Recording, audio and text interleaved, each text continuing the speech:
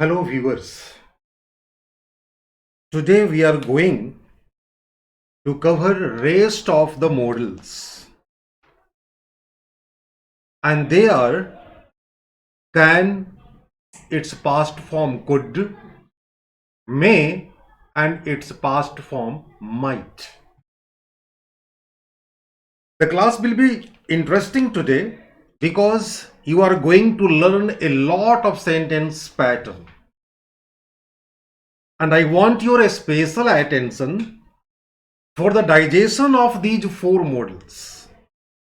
These are quite important, no doubt.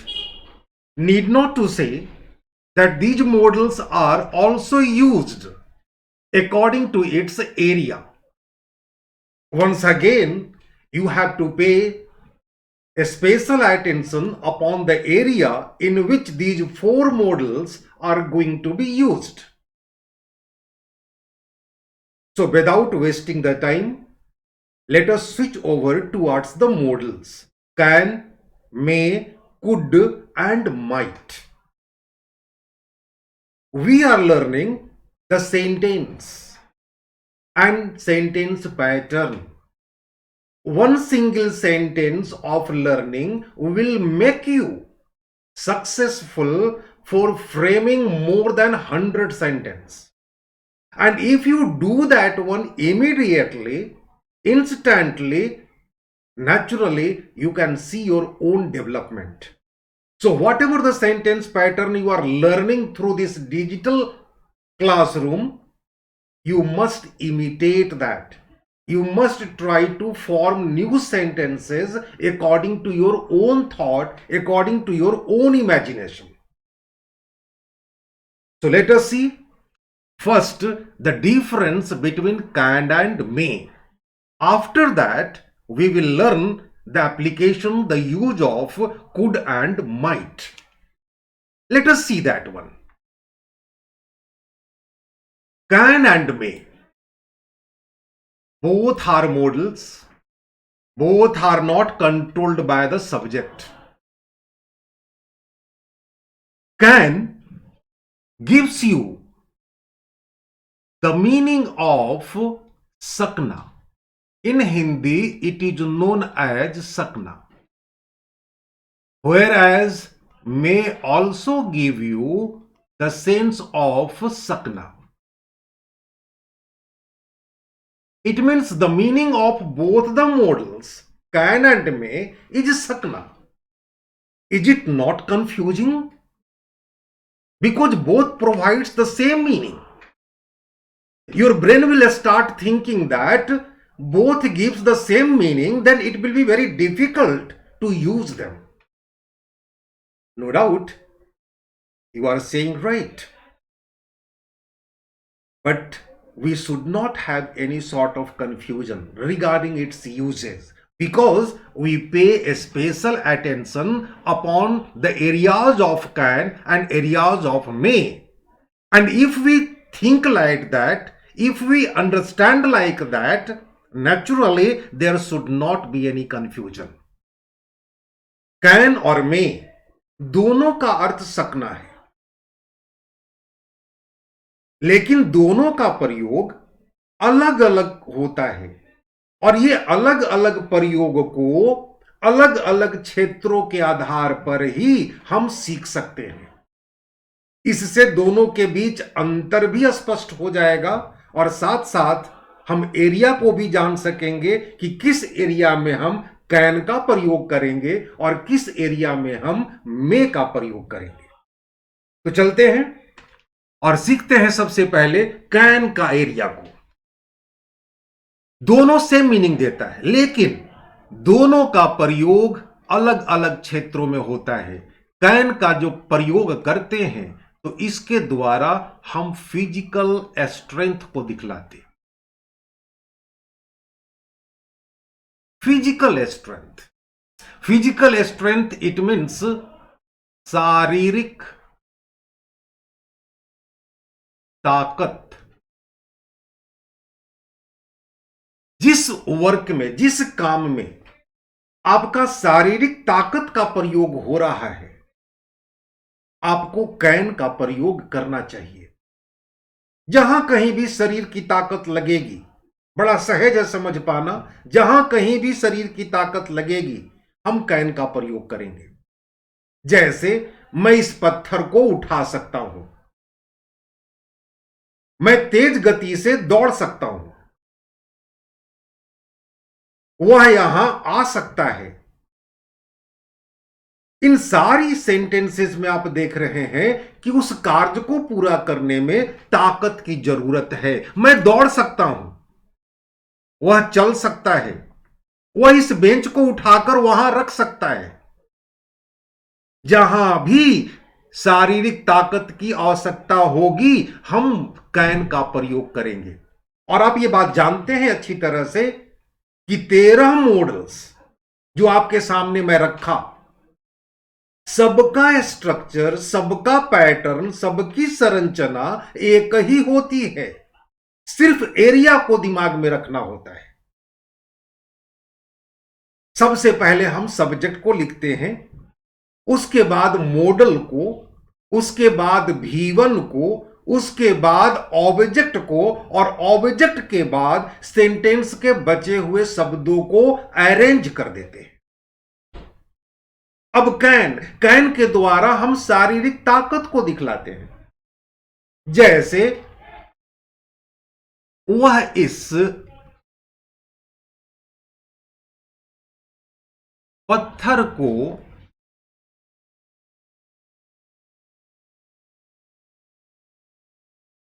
उठा सकता है। अब इस वाक्य में पत्थर को उठाने के लिए शारीरिक ताकत की आवश्यकता तो पड़ेगी ही। वैसी स्थिति में हम मे का प्रयोग नहीं करेंगे। शारीरिक ताकत को दिखलाने के लिए हम कैन का प्रयोग करते हैं। सेंटेंस का स्ट्रक्चर आपको पता है, सेंटेंस हो जाएगी he can uplift this stone. यह सेंटेंस आपका जो लिखा गया असर्टिव है, असर्टिव का अफर्मेटिव है। आप इसे चाहें तो अपनी आदत के अनुसार 10 अलग अलग सेंटेंस का निर्माण कर सकते हैं। आप इसे इंट्रोगेटिव कर सकते हैं, निगेटिव कर सकते हैं, इंट्रोगेटिव निगेटिव भी कर सकते हैं, why, where, when, how, who और व्हाट का भी प्रयोग कर सकते हैं। यानी इस एक वाक्य में 10 सेंटेंस छिपा हुआ है। जरूरत है आपकी सीखे गए तरीकों को उपयोग करना। क्या वह इस पत्थर को उठा सकता है? Can he uplift this stone? Note of interrogation. वह इस पत्थर को कैसे उठा सकता है? How can he uplift this stone? Note of interrogation. कौन इस पत्थर को उठा सकता है? Who can uplift this stone? The system is same as you have learned already. तो कैन के द्वारा हम फिजिकल स्ट्रेंथ को दिखलाने का काम करते हैं, जबकि मे से हम ताकत नहीं, मे के द्वारा हम दिखलाते हैं प्रोबेबिलिटी को। प्रोबेबिलिटी यानी संभावना। कैन और मे के बीच में यह सबसे बड़ा अंतर है। कैन ताकत को दिखलाता है, जबकि मे संभावना को दिखलाने का कार्य करता है, प्रोबेबिलिटी को दिखलाता है। सकना है इसमें भी आएगा, सकता है इसमें भी आएगा, लेकिन वाक्य से संभावना का बोध होगा। और जहां कहीं भी संभावना का बोध हो तो हम कैन नहीं मे का प्रयोग करेंगे। जैसे वह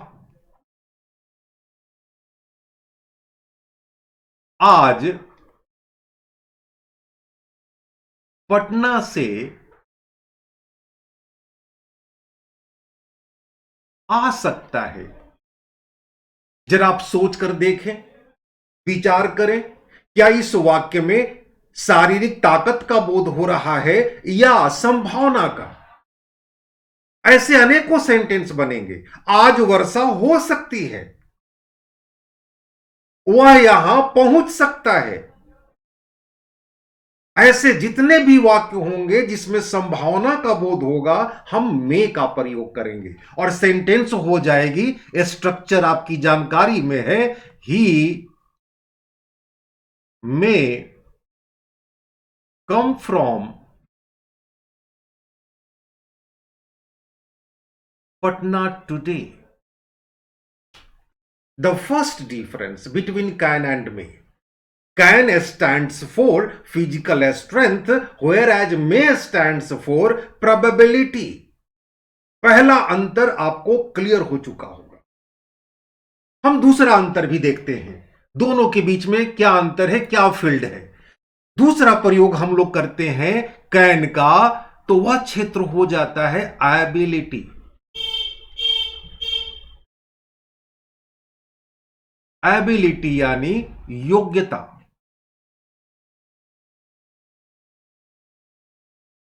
अब सवाल यह उठता है, योग्यता हम किसे कहते हैं, किसे नाम देंगे योग्यता का। अक्सर लोग इस शब्द का प्रयोग करते हैं लेकिन खुद समझ नहीं पाते इसके भाव को, इसके मीनिंग को। योग्यता क्या है? हम डिग्रियां हासिल करते हैं, हम एजुकेशन को प्राप्त करते हैं, वह भी एक प्रकार की योग्यता है। योग्यता व्यक्ति विशेष का वह गुण है, योग्यता व्यक्ति विशेष का वह गुण है जिसके बल पर उस व्यक्ति की समाज में पहचान बनती है।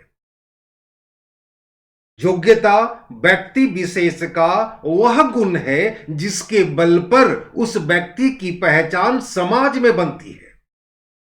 हम लोग जिस समाज में रहते हैं उसमें वकील भी होते हैं, डॉक्टर्स भी होते हैं, शिक्षक भी होते हैं, अनेक प्रकार के लोग होते हैं। अगर एक डॉक्टर को, जिसका काम है सर्जरी करना, वो आराम से किसी पेशेंट का ऑपरेशन कर सकता है क्योंकि उसके पास ऑपरेशन करने की योग्यता होती है। लेकिन यदि किसी शिक्षक के पास जाकर कोई व्यक्ति ये बोले कि मुझे ऑपरेशन कराना है, आप मेरा ऑपरेशन कर दें, तो क्या शिक्षक के पास ऑपरेशन करने की योग्यता है? उत्तर मिलेगा नहीं, नहीं है। एक शिक्षक सिर्फ सिखा सकता है, पढ़ा सकता है, ज्ञानवान बना सकता है, लेकिन सर्जरी करने की योग्यता उस डॉक्टर के पास है। हर व्यक्ति के पास अपनी योग्यता होती है जिसके बल पर उस व्यक्ति का पहचान समाज में बनता है। अगर व्यक्ति के पास योग्यता नहीं है तो निसंदेह उसका समाज में पहचान भी नहीं बन सकता है। इसलिए योग्य होना जरूरी है और जब कभी भी योग्यता को दिखलानी हो तो हमें कैन का प्रयोग करना चाहिए। जैसे वह आपको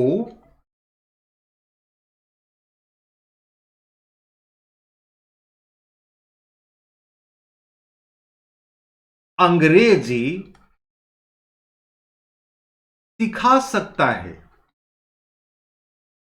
अब इस वाक्य में आप देखें तो सब्जेक्ट जो वह है उसके पास योग्यता है अंग्रेजी सिखलाने की। तो ऐसी स्थिति में हमें लिखना चाहिए he can teach you English. इसका आप interrogative, negative, why, where, when, how, who और व्हाट वैसे ही प्रयोग कर सकते हैं जैसा आपके पास एक आदत सी बन चुकी है टेंस को सीखने के क्रम में। कैन के द्वारा हम फिजिकल स्ट्रेंथ को दिखाते हैं और एबिलिटी को। मे में हम लोगों ने एक पॉइंट को सीखा है कि मे के द्वारा हम प्रोबेबिलिटी को दिखलाते हैं। मे का दूसरा क्षेत्र है, हम मे के द्वारा दिखलाते हैं परमिशन को।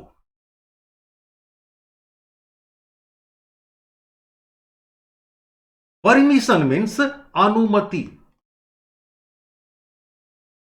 और ध्यान देंगे अनुमति को मांगा जाता है विनम्रता के साथ।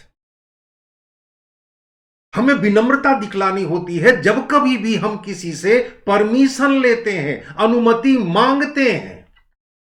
अक्सर छात्र क्लास में प्रवेश करने से पहले एक लाइन कहते हैं, क्या मैं अंदर आ सकता हूं? आपने ऐसे सेंटेंसेस को प्रयोग किया है? क्या मैं अंदर आ सकता हूं इंट्रोगेटिव सेंटेंस है, और इस इंट्रोगेटिव से पूछा जा रहा है, अनुमति मांगी जा रही है। यह अनुमति मांगना कहलाता है। तो वैसी स्थिति में हम मे को पहले कर देंगे क्योंकि इंट्रोगेटिव है, और हमें बोलना होगा मे आई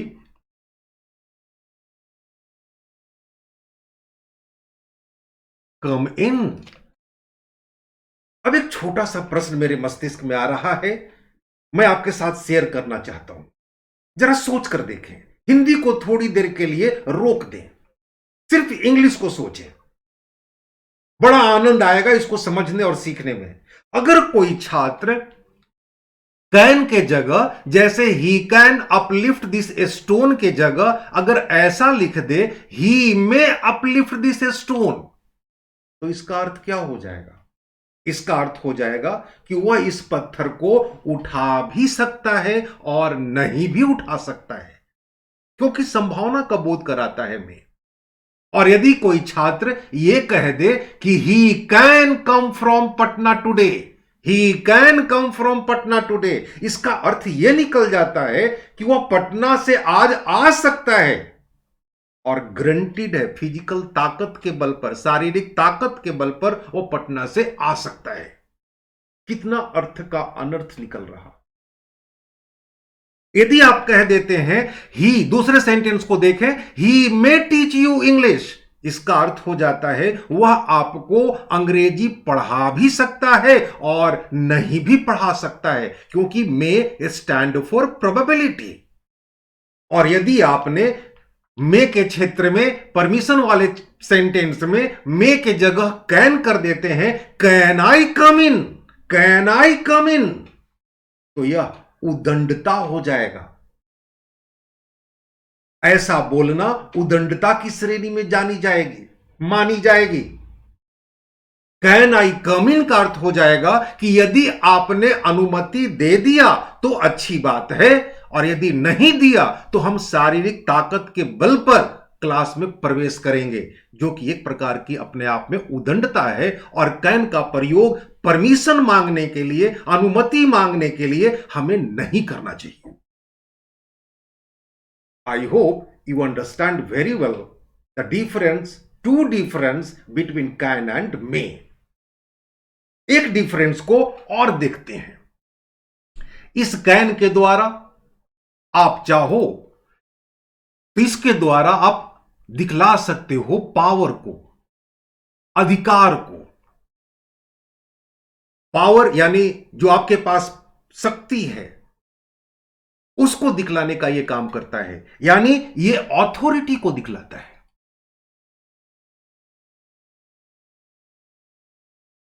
ऑथोरिटी, अधिकार। यहां अधिकार से तात्पर्य मेरा पावर से है। जैसे वह आपकी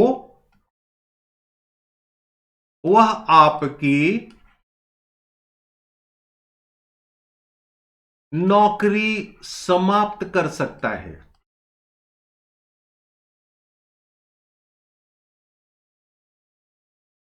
यहां पर सब्जेक्ट के पास अधिकार है, नौकरी को समाप्त करने का पावर है।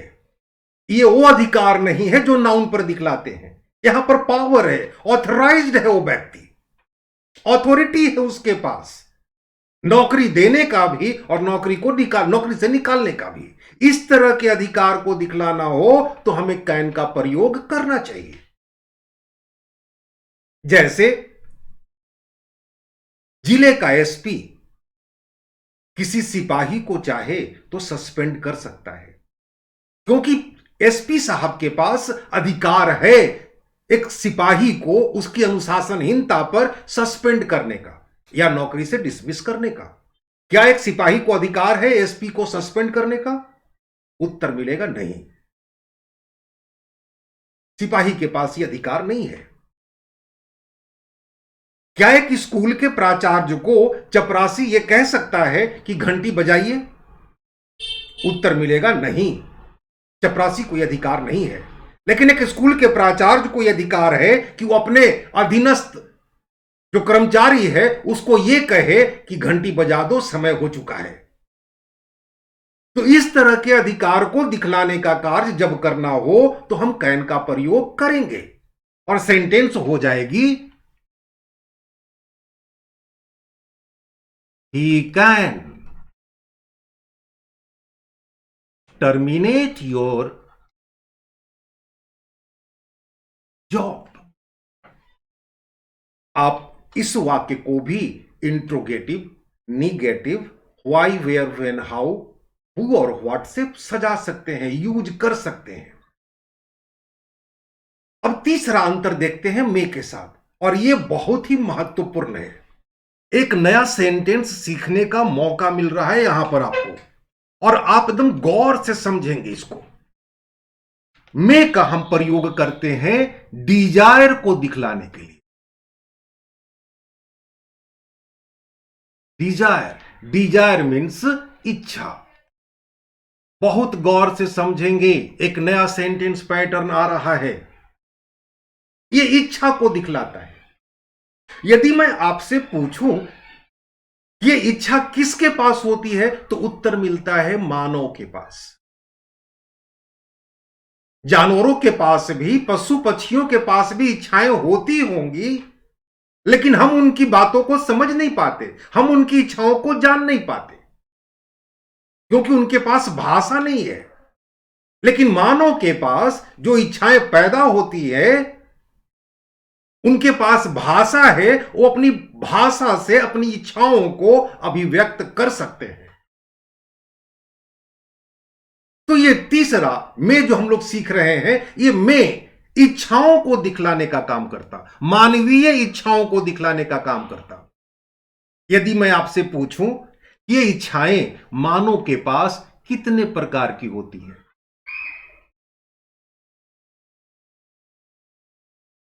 आप भी सोचें। अक्सर जब मैं इस तरह का सवाल क्लास में रखता हूं तो छात्रों का अनेकों प्रकार के आंसर आते हैं। कोई कहता है कि सर अनलिमिटेड इच्छाएं हैं जिसकी कोई सीमा नहीं। एक छात्र ने तो हमें बड़ा गुदगुदी पैदा करने वाला आंसर दिया। उसने कहा कि सर मेरा 1 सेकंड में 8 रंग का मन करता है। इच्छाएं सचमुच में अनंत हैं, लेकिन हमें इसे सीखना है, हमें इसे दिमाग में रखना है ताकि इन वाक्यों को बोल सके और लिख सके। तो सीखने के दृष्टिकोण से, समझने के दृष्टिकोण से इन इच्छाओं का मैं 3 भाग करता हूं, आपको समझने में सहूलियत होगी। सबसे पहली विश, दूसरी ब्लेस और तीसरा कर्स। विश, आप अक्सर विश करते हैं जब नया साल आता है, अपने मित्रों को कहते हैं हैप्पी न्यू ईयर, तुम्हारे जीवन में ढेर सारी खुशियां आए। आपका दोस्त जा रहा होता है किसी इंटरव्यू को देने के लिए, आप उसे स्टेशन छोड़ने को जाते हैं और आप कहते हैं तुम्हारी यात्रा मंगलमय हो। आप अपने दोस्त को क्या कर रहे हैं, वो विश कर रहे हैं। ब्लेस, आशीर्वाद देना, आशीर्वाद देना। जब आप किसी बड़े का पैर छूते हैं तो आशीर्वाद स्वरूप कहते हैं दूधो नहाओ पूतो फलो, तुम्हारा जीवन मंगलमय हो, तुम सफल हो जाओ, तुम दिन दूनी रात चौगनी तरक्की करो। पैर का छूना और आशीर्वाद का मिलना। आप किसी को कर्ज करते हैं, किसी व्यक्ति ने आपको तंग किया, आप परेशान हो गए और आप कहते हैं तुम्हारे मुंह में कीड़े पड़े, तुम स्वर्गवासी हो जाओ, तुम मर जाओ, तुम्हारी सब कुछ बर्बाद हो जाए, ये कर्स है। और ये ऐसी फीलिंग है कि आप इसे लाठी के बल पर, थप्पड़ के बल पर प्राप्त नहीं कर सकते, जब तक कि सामने वाले के मस्तिष्क में ये इच्छाएं पैदा ना हो। आप ऐसा नहीं कह सकते अपने दोस्त से कि मैं दिल्ली जा रहा हूं इंटरव्यू देने के लिए, तुम हमें विश करो। आप ऐसा नहीं कर सकते हैं अपने बड़े बुजुर्गों के साथ कि उनको 4 डंडा मारे और बोले कि आशीर्वाद दीजिए। और आप ऐसा भी नहीं कर सकते हैं कि किसी को कुछ कहा, आप कहे कि मुझे गाली दो, तो गाली देना शुरू कर देगा। नहीं, ऐसा नहीं हो सकता। विश देने की भी इच्छा होगी तभी विश करेंगे।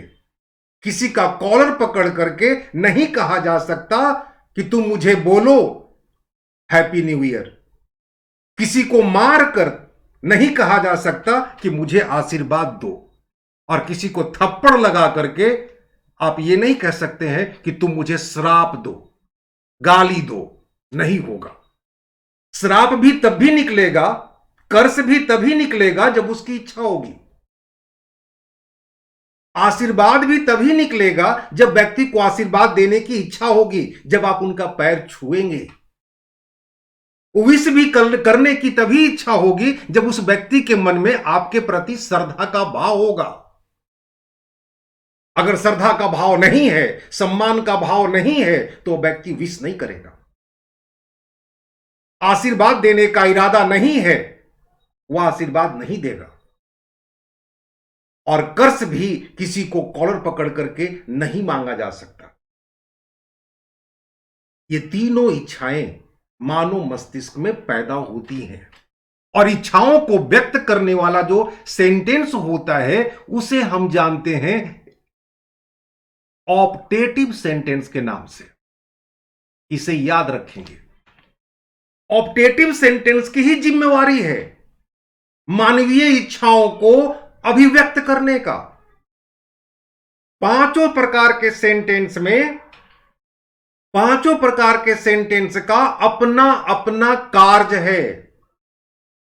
यदि आपको किसी के प्रश्न का उत्तर देना है तो आपको असर्टिव सेंटेंस इस्तेमाल करना चाहिए। यदि आप किसी से प्रश्न पूछना चाहते हैं तो आपके पास इंट्रोगेटिव सेंटेंस होना चाहिए। यदि आप किसी को ऑर्डर, एडवाइस या रिक्वेस्ट करना चाहते हैं तो आपके पास इंपरेटिव सेंटेंस है। यदि आप किसी को विश, ब्लेस या कर्स करना चाहते हैं तो आपके पास ऑप्टेटिव सेंटेंस है। और यदि आप किसी के पास सर्टेन फीलिंग्स को दिखाना चाहते हैं तो आपके पास एक्सक्लामेटरी सेंटेंस है। और मानव के पास इन 5 सेंटेंसेस के अतिरिक्त छठा कोई सेंटेंस नहीं बनता है जिससे वो अपनी भावनाओं को व्यक्त कर सके।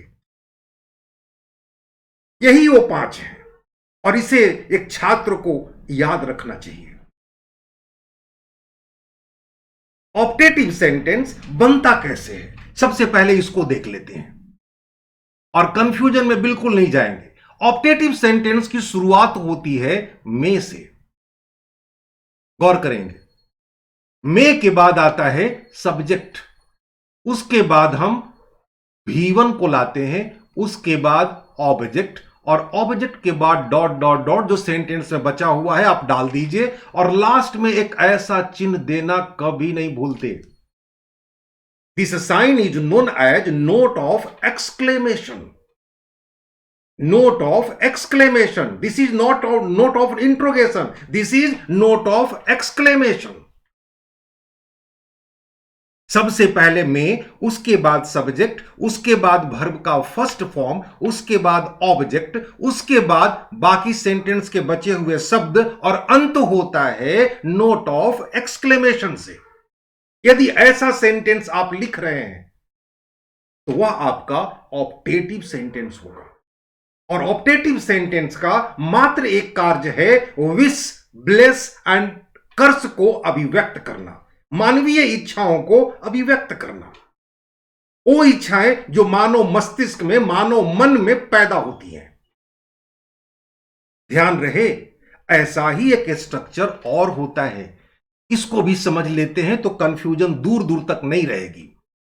एक सेंटेंस और होता है जिसका शुरुआत होता है में से, उसके बाद सब्जेक्ट, उसके बाद भी1, उसके बाद यदि सेंटेंस में ऑब्जेक्ट है तो ऑब्जेक्ट, उसके बाद बाकी सब, और लास्ट में एक ऐसा चिन्ह। अगर ऐसा चिन्ह लग गया तो वह सेंटेंस ऑप्टेटिव नहीं, वह सेंटेंस आपका इंट्रोगेटिव होगा। गौर करेंगे, ये ऑप्टेटिव और इंट्रोगेटिव सेंटेंस के बीच में क्या अंतर पाते हैं आप? अंतर सिर्फ एक है, और वह है note of exclamation and note of interrogation का। और यह भूल आप कतई नहीं करेंगे। कहां पर नोट ऑफ इंट्रोगेशन देना है, कहां पर नोट ऑफ एक्सक्लेमेशन देना है, इसका पूरा पूरा ख्याल रखेंगे। अब सेंटेंस को देख लेते हैं, ऑप्टेटिव सेंटेंस को। जैसे आपने किसी को विश किया, जैसे तुम्हारी यात्रा सफल हो। किसी का पैर छुआ, किसी साधु का पैर छुआ और साधु ने आशीर्वाद स्वरूप दिया, तुम परीक्षा में सफल हो जाओ।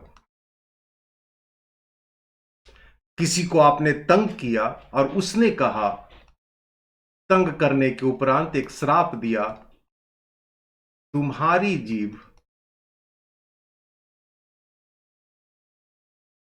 कटकर गिर जाए। आप देख रहे हैं तीनों सेंटेंस को, तुम्हारी यात्रा सफल हो, तुम परीक्षा में सफल हो जाओ, तुम्हारी जीभ कटकर गिर जाए। ये तीनों सेंटेंस में सकना नाम का शब्द नहीं आया है। आप जानते हैं कि मॉडल्स का प्रयोग हम उसके फील्ड के अनुसार करते हैं, उसके क्षेत्र के अनुसार करते हैं। क्षेत्र को मस्तिष्क में रहना जरूरी है, और वह क्षेत्र जो मानवीय इच्छाओं को दिखलाने का काम करे, वह तो ऑप्टेटिव सेंटेंस के नाम से जाना जाता है। अब क्योंकि यह स्ट्रक्चर आपके सामने है, सेंटेंस पैटर्न आपके सामने है, तो इन तीनों सेंटेंस को लिखना बिल्कुल आसान हो जाएगा। लेट अस सी, तुम्हारी यात्रा सफल हो, में योर जर्नी बी सक्सेसफुल, और लास्ट में नोट ऑफ एक्सक्लेमेशन, तुम परीक्षा में सफल हो जाओ। मे you succeed in your examination, note of exclamation, तुम्हारी जीभ कट कर गिर जाए। मे your tongue fall down, note of exclamation. यदि आपने गलती से भूलवश नोट ऑफ एक्सक्लेमेशन के जगह नोट ऑफ इंट्रोगेशन डाल देते हैं तो बहुत बड़ी मुसीबत हो जाएगी, अर्थ बदल जाएगा। चलिए करके देख लेते हैं। May your journey be successful, note of interrogation, अर्थ हो जाएगा क्या तुम्हारी यात्रा सफल हो सकती है? कितना बड़ा अंतर। May you succeed in your examination, note of interrogation, क्या तुम परीक्षा में सफल हो सकते हो? May your tongue fall down, note of interrogation, क्या तुम्हारी जीभ कटकर गिर सकती है? Beware regarding the use of punctuation mark. You are bound to use note of exclamation when the sentence is from optative sentence. And the sentence is from interrogative sentence, don't forget to use note of interrogation. मैंने दोनों के बीच, can और मे के बीच जो सबसे बड़ा अंतर है, एरिया के माध्यम से, क्षेत्र के माध्यम से आपको समझाने की कोशिश की। और उम्मीद करता हूं कि आपके मस्तिष्क ने इन सारे तथ्यों को एडजस्ट भी किया होगा। इनके आधार पर आप कैन और मे का प्रयोग अनेकों सेंटेंस में कर सकते हैं। जितना आप सोचेंगे, जितना आप सेंटेंस का प्रयोग करेंगे लिखने में और बोलने में, उतना ही आपको मजबूती मिलती जाएगी। जरूरत है सिर्फ और सिर्फ प्रयास करने की, और यह प्रयास आपको ही करना है। आई थिंक यहां तक में कोई शंका आपके मन में नहीं होगा। आगे ध्यान देंगे। मैं जब जब एक छोटी सी लकीर खींचूंगा बोर्ड पर, तो आप ये मान करके चलें यहां से तथ्य और विषय चेंज कर रहा है, और उसको उसी मुताबिक समझने का प्रयास करें। आज लाइन काफी मात्रा में होंगी और सेंटेंस पैटर्न भी आपके सामने काफी मात्रा में गुजरेगा। जरूरत है उसको दिमाग में एडजस्ट कर लेने का। कैन का पास्ट कुड होता है, सॉरी, और मे का पास्ट माइट होता है। कैन सकता है का अर्थ देता, मे सकता है का अर्थ देता, तो इसके आधार पर एक हिंदी में छोटा सा दे रहा हूं। कुड आपको अर्थ दे देगा सका का, माइट भी आपको अर्थ देगा सका का। ध्यान ये रखना है कि जिस फील्ड में कैन का प्रयोग करते हैं और सकता है का अर्थ होता है, जिस फील्ड में हम मे का प्रयोग करते हैं और सकता है का अर्थ होता है, उसी फील्ड में जब हम कुड और माइट का प्रयोग करेंगे तो सका का अर्थ हो जाएगा। I hope this will be clear to you all. जिस फील्ड में कैन सकता है का अर्थ देता है, जिस फील्ड में मे सकता है का अर्थ देता है, उसी फील्ड में जब हम कुड और माइट का प्रयोग करेंगे तो उसका अर्थ सका हो जाएगा। जैसे वह पत्थर को नहीं उठा सका, सेंटेंस निगेटिव है। या वह पटना से नहीं आ सका। हम आराम से सेंटेंस को जगह दे देंगे। वह पत्थर को नहीं उठा सका, he could not uplift the stone. वह पटना से नहीं आ सका, he might not come from Patna. बहुत सिंपल। कैन सकता है का अर्थ देता है, कुड सका का। मे सकता है का अर्थ देता है, कुड सका का। यानी कैन और मे प्रेजेंट है तो इसका पास्ट फॉर्म है कुड और might. I hope this one is also clear. अब थोड़ा सा आगे चलते हैं। मैं फिर से एक लाइन दे रहा हूं और एक नए सेंटेंस की तरफ। एक शब्द है जो अक्सर हम लोग अंग्रेजी की दुनिया में सीखते हैं, और वह शब्द है रिमूव टू। गौर कीजिएगा, रिमूव टू। रिमूव यानी हटा देना, और टू जो आपका यहां पर एडवर्ब की तरह है उसको हटा देना। हमारे पास दो टू हैं, एक सिंगल टी ओ और एक डबल ओ टी के साथ। हमारा टू जो सिंगल ओ का है वह इंफिनिटिव है और प्रीपोजिशन है, जबकि ये टू हमारा एडवर्ब है, भी का अर्थ देता है। और इसे सेंटेंस से हटाने का एक अलग तरीका है, एक अलग पैटर्न है। जैसे एक सेंटेंस को देखें, सेंटेंस के माध्यम से समझना आसान होगा और इसे सीखने का प्रयास करेंगे। जैसे he is too weak to walk. इसका अर्थ हो जाता है वह इतना कमजोर है कि वह टहल नहीं सकता।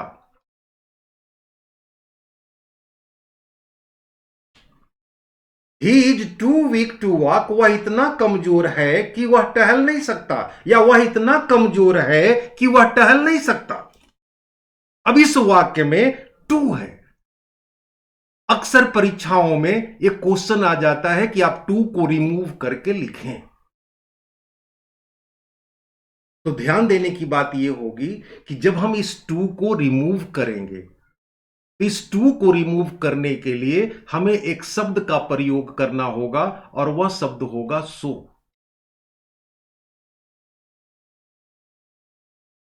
इस सो के तुरंत बाद जो एडजेक्टिव है उस एडजेक्टिव को लाएंगे, और इसके बाद हमें एक शब्द देना पड़ेगा दैट। उसके बाद एक सब्जेक्ट होगी, और सब्जेक्ट के बाद हम अर्थ के मुताबिक या तो कैन नॉट का प्रयोग करेंगे या कुड नॉट का प्रयोग करेंगे। इसके बाद V1 आ जाएगा, सेंटेंस को आगे लेकर जाएंगे। यह रूल है, यह नियम है। टू को हटाकर हमें सो लिखना पड़ेगा, उसके बाद एडजेक्टिव को डालेंगे, उसके बाद सब्जेक्ट जो आएगा हम कैन नॉट या कुड नॉट का प्रयोग करेंगे, उसके बाद V1 आएगा, फिर ऑब्जेक्ट, फिर आगे की सारी सेंटेंस की बची हुई शब्द। अब इस सेंटेंस को हम दूसरे तरीके से टू को रिमूव कर कैसे लिखेंगे? सेंटेंस हो जाएगी he is so weak that he can not walk. आपको जो सेंटेंस का प्रयोग करना है आप कर सकते हैं, आप फ्री हैं। ये दोनों सेंटेंस का अर्थ एक ही निकलता है कि वह इतना कमजोर है कि वह टहल नहीं सकता। मैंने पैटर्न में एक जगह कैनोट लिखा है, एक जगह कुड नॉट लिखा है। उसके पीछे का भी एक कारण है। आप जानते हैं कि यदि सेंटेंस का पहला हिस्सा प्रेजेंट या फ्यूचर है तो दूसरा हिस्सा अर्थ के मुताबिक किसी भी टेंस में हो सकता है। लेकिन यदि सेंटेंस का पहला हिस्सा पास्ट है तो दूसरा हिस्सा भी पास्ट ही होगा। एक एग्जाम्पल से वह भी स्पष्ट कर देता हूं, समझने का प्रयास करेंगे। यदि सेंटेंस को ऐसा कर दें कि नदी इतनी गहरी थी कि वह तैर नहीं सका। अगर सका के जगह पर आप सकता है भी लिखते हैं प्रेजेंट फॉर्म में तो कोई अंतर नहीं पड़ता है। अगर आप सकता है की जगह सकता था भी लिखते हैं तो कोई अर्थ में अंतर नहीं पड़ता है। यह हिंदी है और इसे सिर्फ हम सहायता ले रहे हैं समझने के लिए। नदी इतनी गहरी थी कि वह तैर नहीं सका। अब जरा सोचें, इस वाक्य को अगर हम लिखते हैं तो सेंटेंस क्या हो जाएगी? मैं रिमूव टू भी डाल दे रहा हूं। जैसे the river was too deep to swim. The river was too deep to swim. ये तो आपका टू के साथ आया, लेकिन ध्यान देने वाली बात, ऊपर वाले सेंटेंस में प्रेजेंट था, इज को देख रहे हैं आप, लेकिन नीचे वाले सेंटेंस में वाज आ गया है। अब हमें टू को हटाना है, इस टू को हटाना है, और ये वाज आ गया है, यानी सेंटेंस का पहला हिस्सा जब पास्ट बनेगा तो दूसरा हिस्सा भी पास्ट ही होगा। और हमें लिखना पड़ेगा कि the river was so deep that he cannot या कुड नॉट आपका उत्तर होगा कैनोट नहीं होगा सर। क्यों नहीं होगा? क्योंकि सेंटेंस का पहला हिस्सा पास्ट है तो दूसरा हिस्सा भी पास्ट ही होगा, और कैन का पास्ट होता है कुड। तो हम यहां पर लिखेंगे that he could not swim. ये तथ्य हैं जुड़े हुए रिमूव टू से। रिमूव टू में आप टी डबल ओ का भी प्रयोग कर सकते हैं अपनी भावनाओं को व्यक्त करने के लिए, और टी डबल ओ को टू को हटा करके भी आप कर सकते हैं। आपके पास एक ही तरह की बात को भी व्यक्त करने के दो तरीके हैं। आप टी डबल ओ का भी प्रयोग करें, लेकिन ध्यान ये रखना होगा कि जब भी टू का प्रयोग करेंगे तो इसके बाद आपको एडजेक्टिव ही आएगा। एडजेक्टिव के शब्दों के साथ ही आप चल सकेंगे, या एडवर्ब को भी ला सकते हैं। तो टू बेसिकली अपने आगे एडजेक्टिव को ही बर्दाश्त करता है, और जब टू को आप हटाएंगे तो उसके जगह पर एक शब्द का इस्तेमाल करना होगा सो के बाद एडजेक्टिव आ जाएगा, उसके बाद दैट का प्रयोग करेंगे, सब्जेक्ट आएगा, और सब्जेक्ट के बाद कैन नॉट या कुड नॉट अर्थ के सेंटेंस के पैटर्न के मुताबिक हम यूज करेंगे।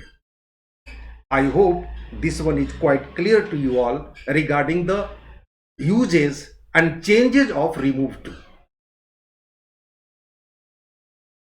थोड़ा सा मे और माइट को भी हम लोग देख लें। एक शब्द है, यहां पर आपने देखा कि सो के बाद एडजेक्टिव आता है, उसके बाद दैट आता है, लेकिन एक शब्द है जिसको हम बोलते हैं सो दैट। सो दैट ये एक साथ आता है। ऊपर वाले वाक्य में देखा है आपने कि सो के बाद एडजेक्टिव आया है। अंतर को समझिएगा, एक शब्द को आगे पीछे करते हैं अर्थ बदल जाता है, पैटर्न चेंज हो जाता है। ऊपर वाले वाक्य में जहां पर कैन नॉट और कुड नॉट का प्रयोग किया हम लोगों ने, वहां पर सो के बाद एडजेक्टिव आता है। लेकिन दूसरा एक पैटर्न है, सो दैट आता है, और सो दैट अर्थ दे देता है एक शब्द का जिसको बोलते हैं ताकि। ये उद्देश्य को दिखलाता है।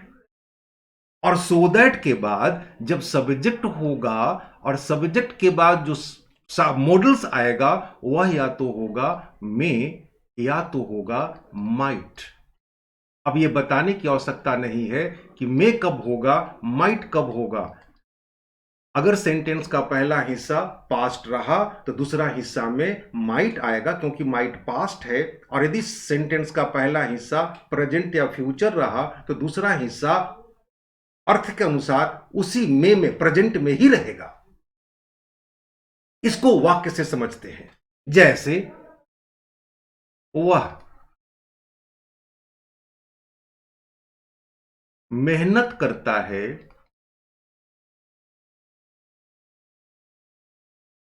ताकि वह परीक्षा में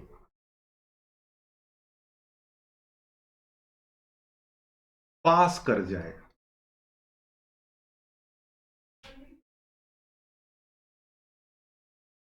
एक सेंटेंस और देखते हैं,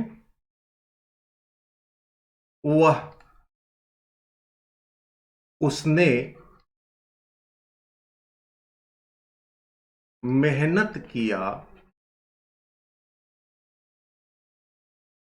ताकि वह परीक्षा में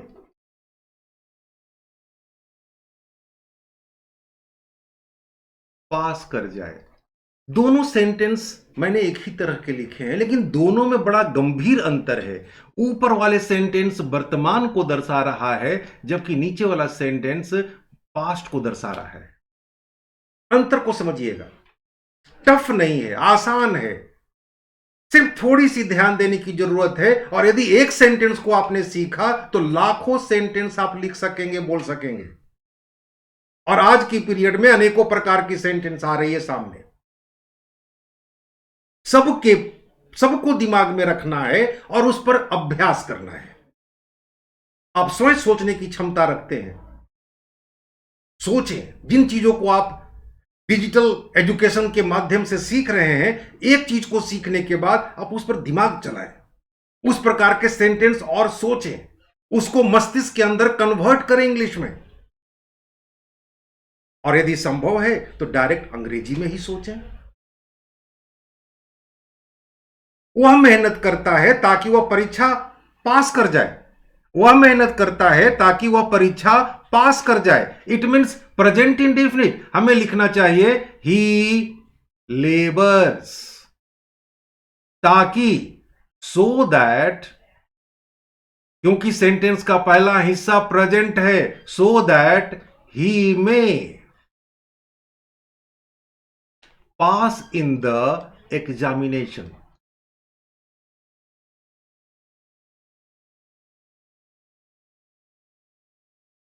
फुल स्टॉप।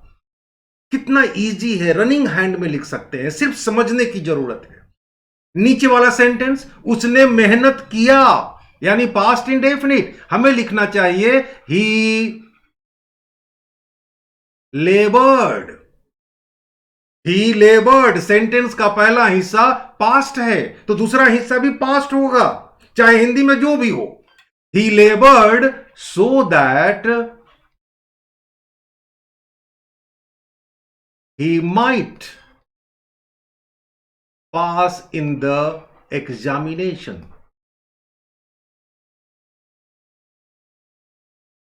ऊपर वाले सेंटेंस में क्यों आया? इसलिए आया क्योंकि सेंटेंस का पहला हिस्सा प्रेजेंट है। नीचे वाले सेंटेंस में माइट क्यों आया? क्योंकि पहला हिस्सा पास्ट है, और नियम कहता है कि यदि सेंटेंस, लंबे सेंटेंस में, बड़े सेंटेंस में नियम कहता है कि यदि सेंटेंस का पहला हिस्सा प्रेजेंट या फ्यूचर तो दूसरा हिस्सा तीनों टेंस में से कोई भी हो सकता है।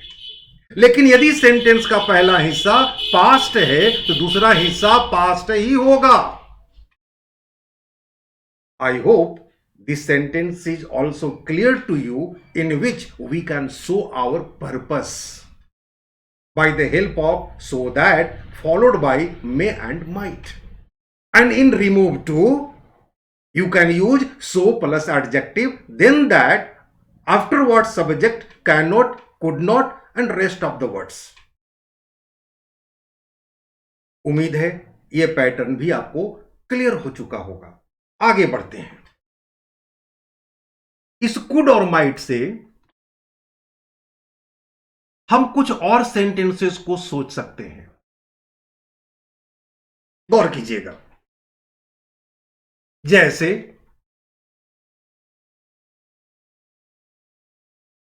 वह, नया पैटर्न, समय पर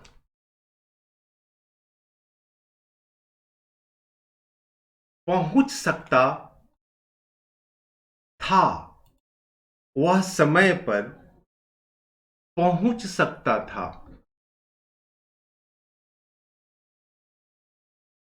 वह मैच जीत सकता था। ऐसे सेंटेंसेस भी आपने देखा है, और ये सेंटेंस में एक खूबसूरती है, एक सुंदरता है।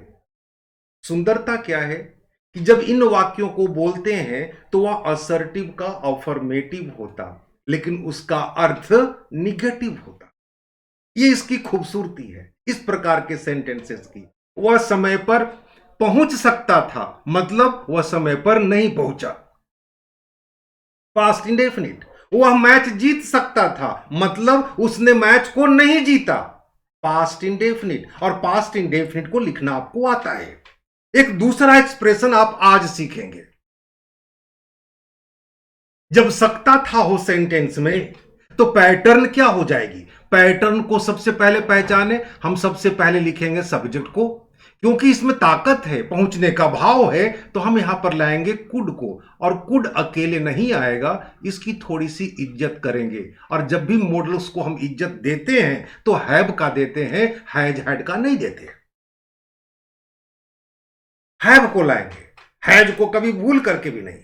अब क्योंकि कुड अगर अकेले होता तो V1 लेता, लेकिन हैव के साथ आया है तो इसे थोड़ा सा और प्रतिष्ठा दे दें, V3 का प्रयोग करेंगे। और वर्ब के बाद क्या होता है आपको पता है, ऑब्जेक्ट। और ऑब्जेक्ट के बाद क्या होता है यह भी आपको जानकारी में है।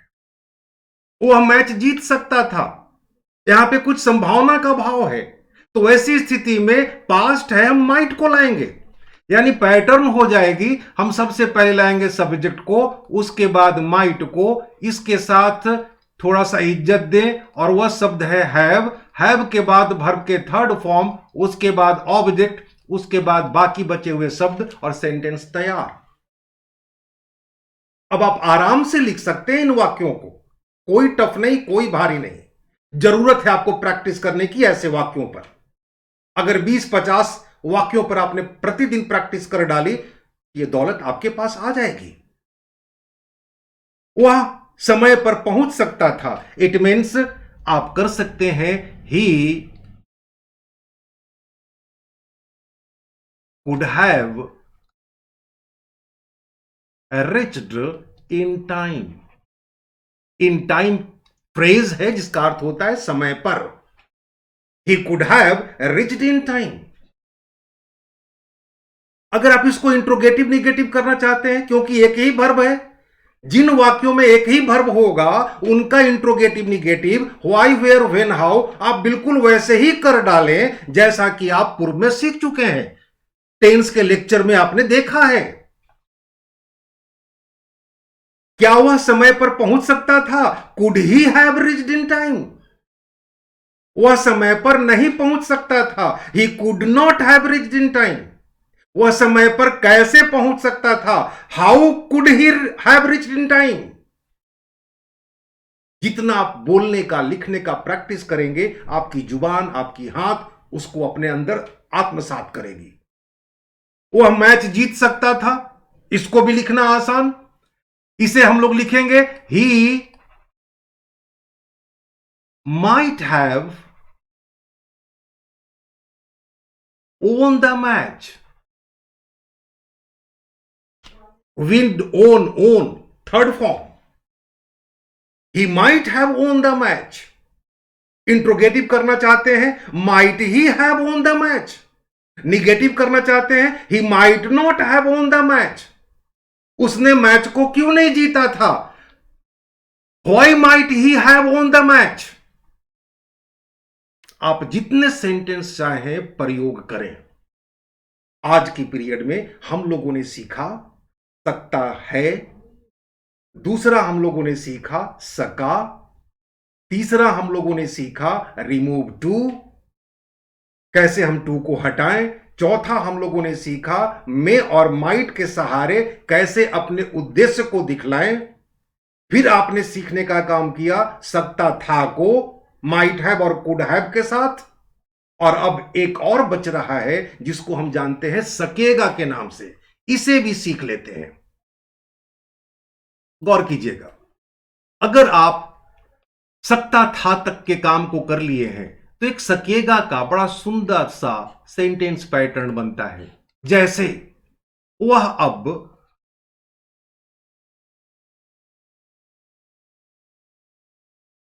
अपनी पढ़ाई जारी नहीं रख सकेगा। यह सेंटेंस को मैंने निगेटिव कर दिया है।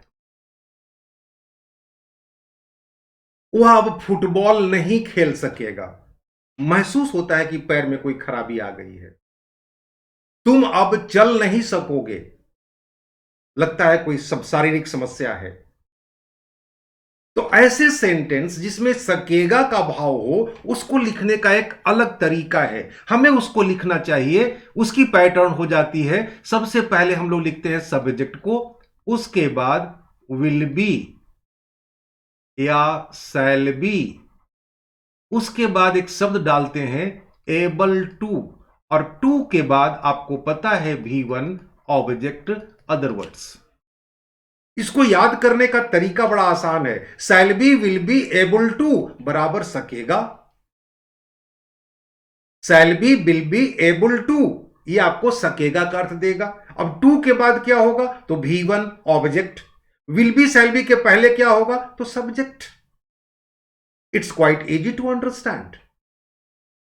अब ये सेंटेंस को देखें, वह अब अपनी पढ़ाई जारी नहीं रख सकेगा, नहीं आ गया, निगेटिव सेंटेंस हो गया, तो घबराने की कोई बात नहीं है। हम नॉट का प्रयोग करेंगे, और नॉट का प्रयोग कहां पर करेंगे? तो विल बी और शैल बी के बीच में, तब सेंटेंस निगेटिव बन सकेगा। वो अब अपनी पढ़ाई जारी नहीं रख सकेगा। It means he will not be able to continue his study. वह अब चल नहीं सकेगा। He will not be able to move now.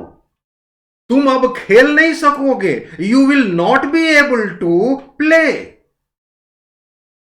You can frame as much sentence as you can. It's totally depends upon you. ये will be shall be able to का प्रयोग सिर्फ future में ही नहीं करते हैं, हम इसका प्रयोग वर्तमान में भी करते हैं। इज एम के सहारे, इज एम आर के सहारे, वाज एबल वाज वेयर के सहारे आप चाहे तो कर सकते हैं। जैसे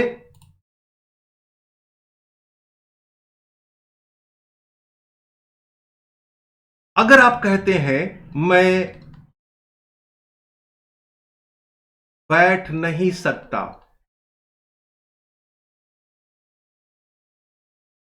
या मैं बैठ नहीं सकता हूं, तो आप आराम से लिख देंगे आई कैन नॉट सिट। लेकिन जैसे ही होता है मुझसे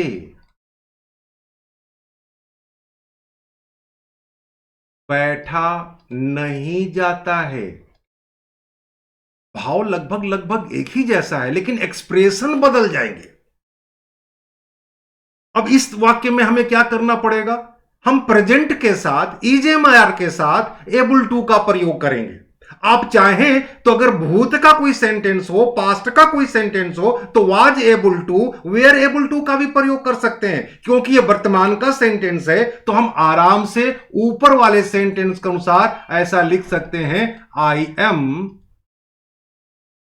नॉट एबल टू सिट। इस तरह से आप अपनी मस्तिष्क में पैदा होने वाले नए नए सेंटेंसेस को इन सीखी हुई पद्धति के अनुसार, जो कि आप टेंस में, मॉडल्स में इन सारी चीजों को सीख रहे हैं, जितना अधिक मात्रा में आप प्रैक्टिस करेंगे लिखने का और बोलने का, उतना ही ज्यादा फायदा आपको होगा।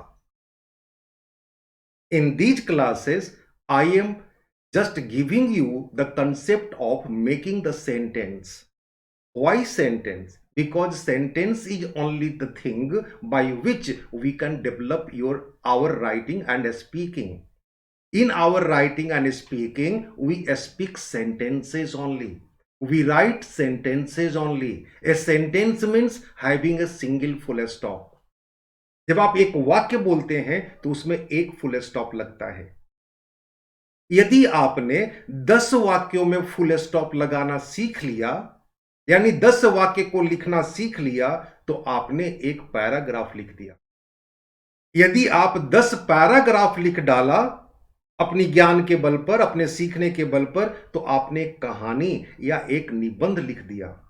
और यदि आपने 10 कहानी या 10 निबंध लिख डाला, तो आप एक लेखक बन गए।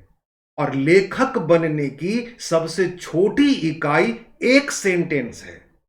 और जिस तरह से बूंद बूंद से सागर भरता है, ठीक उसी तरह से मैं आप लोगों के बीच में थोड़े थोड़े सेंटेंस पैटर्न को इस तरह से रख रहा हूं ताकि आपका मस्तिष्क इसे एडजस्ट कर ले और आप इसे ज्यादा से ज्यादा मात्रा में लिखें, बोलें और जीवन में नाम कमाएं।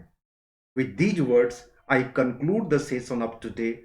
In the next time, I will be with you all with new concept, with new kinds of sentences. Till then, thank you very much. Thanks all of you for watching the digital educational videos. Thank you.